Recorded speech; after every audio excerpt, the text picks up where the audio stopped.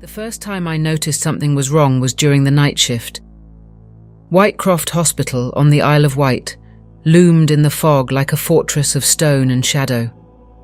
Its Victorian red brick facade, with tall arched windows, wrought iron gates, and ivy clawing at the walls, made it look abandoned, even though the hospital still operated in parts. I had been admitted as a long-term patient, one of many, and the hospital's legends had been whispered from day one. Strange sounds in the hallways, figures glimpsed at the end of corridors, voices in the walls, patients who claimed the building itself was alive. I had never believed in ghosts, until I started seeing them myself.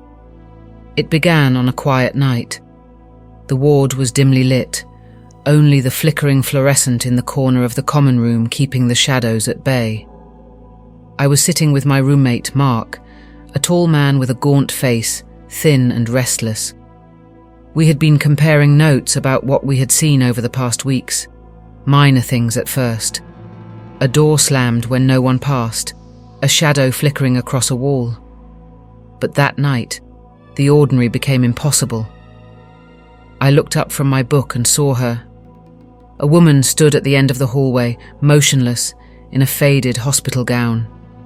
Her back faced us, and I could feel her presence pressing through the hallway. The air around her seemed colder, heavier, and it was as though she exhaled frost with each breath. My stomach dropped, and I could not look away. Then, almost instantly, she was gone. Mark noticed too. He swore he had seen her in the same spot, and for a brief moment, we exchanged terrified glances. There was no rational explanation, no staff walking by, no doors opening, just her. Over the next few days, the appearances became more frequent. The woman, always the same, sometimes glimpsed at the end of hallways, sometimes in the doorway of patient rooms, always watching, never moving. One afternoon, Mark and I were in the therapy room. The sun poured in weakly through the grime-coated windows. Suddenly, we both felt it.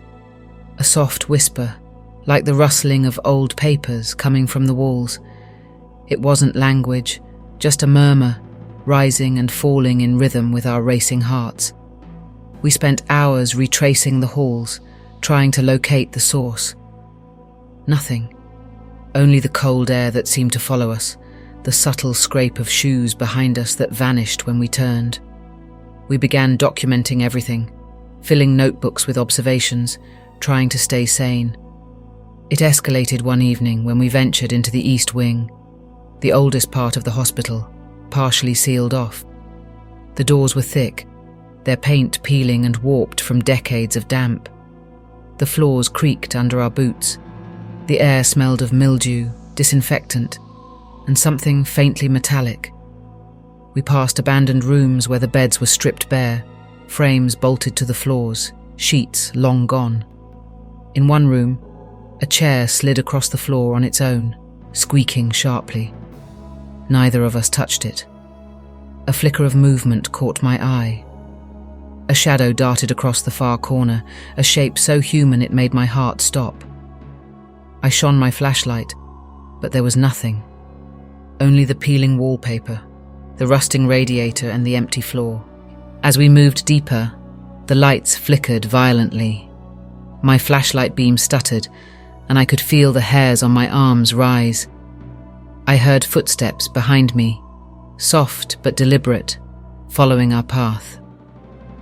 Mark whispered that he felt someone brushing past his shoulder. I didn't respond, afraid my voice would betray me. We reached the central hallway, where the ceiling had partially collapsed.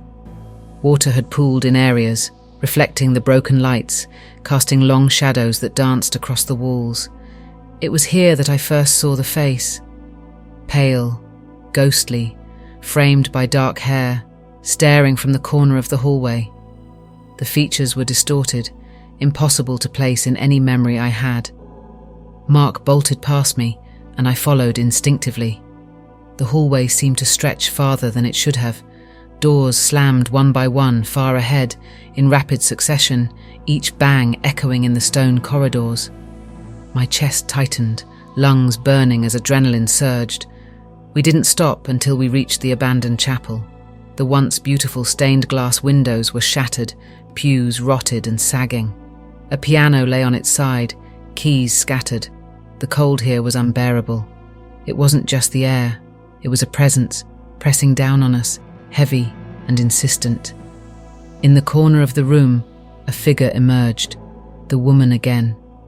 She raised a hand, and I could swear it beckoned.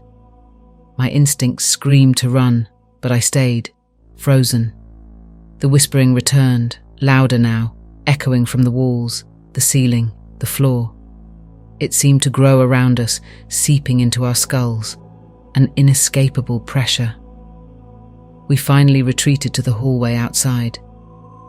The lights flickered back to normal, and for a brief moment, the air was still. But when we turned a corner, the whispering returned, closer this time. The walls seemed to pulse in time with our heartbeat.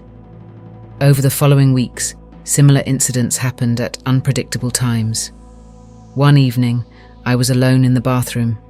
The sink faucet started dripping rhythmically, loud, harsh, as though marking a beat. The mirror fogged, but no one was there. My reflection shimmered unnaturally, and I felt a tug at my sleeve, cold, insistent. Another time, Mark and I were in the recreation room. The lights flickered and died, plunging us into darkness. We heard the clatter of chairs falling in the next room. When we shone our flashlights through the doorway, nothing was there, yet the sound persisted, echoing down the hall. The most unnerving experience was in the patient library. It had rows of long-forgotten books, thick dust coating every surface. We were cataloguing some old records when the books started sliding from the shelves on their own, hitting the floor. Pages rustled violently. Then, a soft, shuffling step approached from behind. Mark turned and froze. I turned just in time to see a shadow detach from the wall and move past us, its form insubstantial, but unmistakably human. The hospital had a way of stretching time, bending perception. Some nights, corridors seemed longer, rooms colder, shadows more oppressive. The presence was patient, methodical, almost intelligent. It didn't chase us outright. It waited, observing, letting us slip deeper into fear before acting. Eventually, we began to piece together a pattern. Certain areas were consistently active: the East Wing, the chapel, the recreation room. The rest of the hospital was quieter, but never truly still. We also noticed that we weren't alone in sensing the building's malevolence. Other patients reported odd occurrences. Objects moved, whispers heard, shadowy figures glimpsed. Staff dismissed these as imagination or stress, but we knew otherwise. On one particularly tense night, we decided to explore the basement. The air grew colder with each step down the spiral staircase. Pipes groaned, dust hung thick in the dim light.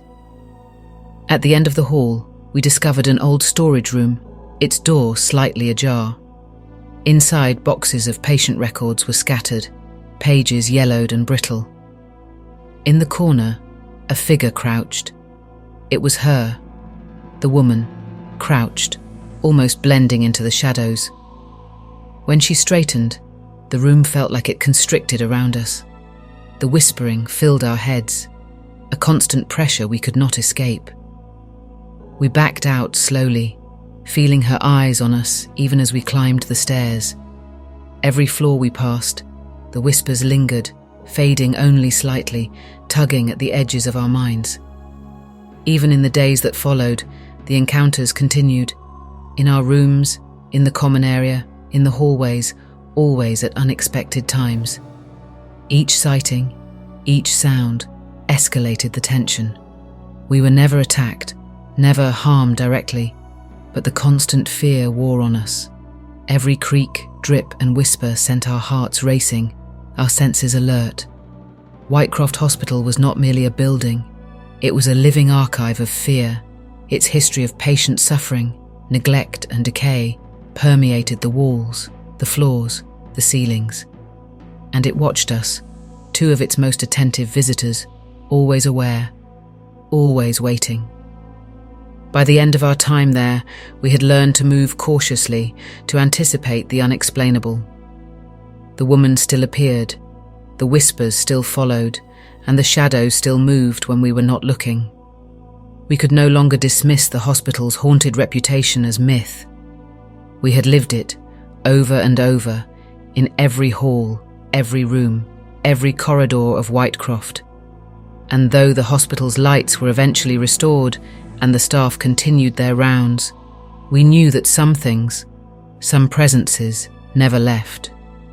We carried that awareness with us, through every day and into every night shift, always listening for the whispers, always aware of the woman at the end of the hall.